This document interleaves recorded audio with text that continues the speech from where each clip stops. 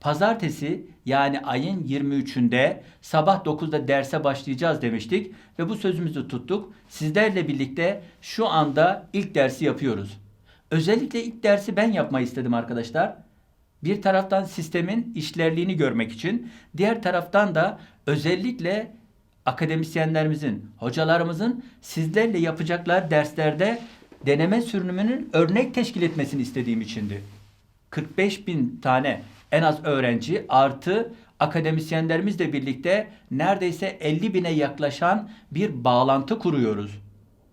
Her bir programın ayrı ayrı derslerini bir taraftan senkron canlı olarak, diğer taraftan da bilgi paylaşımı şeklinde paketler halinde hazırlıyoruz. Bu gerçekten çok zor.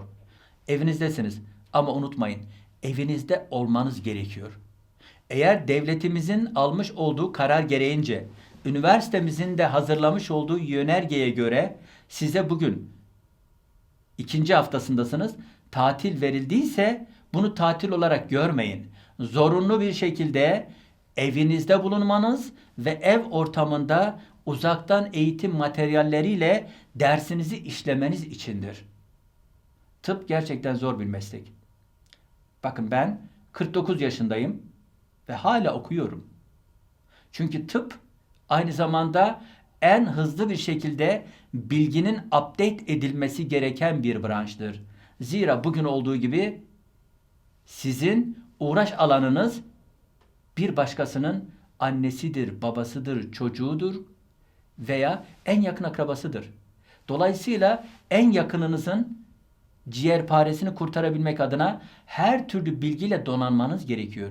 O yüzdendir ki sizi eğitimde kesinti oluşmaması için bu kadar zorluklara katlanarak gece gündüz sabahlara kadar burada uzaktan eğitim merkezimizdeki arkadaşlar çalışıyorlar. Amaç sizin bir gün bile eğitimsiz kalmamanızdır. Sizden ricam lütfen arkadaşlar sizler de bunun kıymetini bilin. Bizim açımızdan en kolay yol şuydu. Olağanüstü bir durumda yaşıyoruz.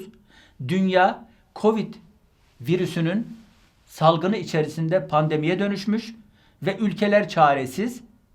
Biz ne yapalım? Biz de bırakalım. Bu salgın sonlanıncaya kadar eğitim beklesin. İyi güzel de eğitim beklemiyor. Sizin gelişmişliğiniz ve olgunlaşmanız duraksamıyor. Zaman geçip akıp gidiyor. O yüzden biz dedik ki bir dönem bile öğrencilerimizin kaybı olmasın. O yüzden uzaktan eğitimle takviye edelim dedik. Bunun kıymetini lütfen bilin. Bazı arkadaşlarımız tıpta örgün öğretim vardır, uzaktan eğitim olmaz diyorlar. Gördüğünüz gibi oluyor. Teorik derslerimizi birlikte paylaşacağız. Ve buradan arkadaşlar hocalarınız bütün belgeleri, bilgileri PowerPoint şeklinde, Word şeklinde, Excel formatında ekli dosyalar halinde buraya atacaklar. Sizin en büyük avantajınız örgün öğretim sırasındayken hocanın anlattığı derslerin dışında materyalleri ancak hoca eliyle size verirse, gönderirse alabiliyordunuz. Ve onlar sadece belli öğrencilere ulaşabilirdi. Şu anda ise hoca sisteme yüklediği anda bütün belgeler sürekli o belgeler orada kalacak. Gece 3'te bile sisteme girip anında kodlarınızla, parolanızla o belgeleri okuyabileceksiniz. Hocalarınız sizi anlık olarak uyarabilecek. Şu ders programında şu yeni materyali ekledim. Bu materyali lütfen okuyun. Bu gibi durumlar sizin lehinize aslına bakarsanız. Her kriz aynı zamanda bir fırsat doğurur. Sizin açınızdan da uzaktan eğitim materyallerini geliştirmeniz için bu çok çok önemli. Sevgili gençler, bir de şunu belirtmek istiyorum.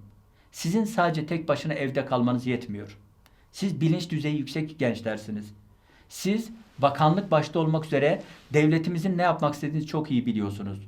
Ve özellikle dün gece itibariyle 1237 vaka tespit edildi ve yaklaşık 30 tane yaşlı hastamızı kaybettik. Onlara Allah'tan rahmet diliyorum. Ancak sizden istediğim siz bilinçlendireceksiniz.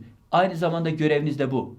Aile bireylerinizi, hele hele yaşlıları, kronik hastalığı olanları mutlaka bilinçlendirin, dışarıya çıkmasınlar. Biz üniversite olarak her türlü tedbirleri alıyoruz. Sizler de lütfen bireysel tedbirlerinizi alın. Ailelerinizi uyarın ve bu işin şakası yok. en az hasarla nasıl atlatırsak bu virüstik yapıyı ileride bunun çok faydasını göreceğiz. Bana bulaşmaz. Ben şöyle yaptım. Bu gibi şeylere arkadaşlar inanmayın lütfen.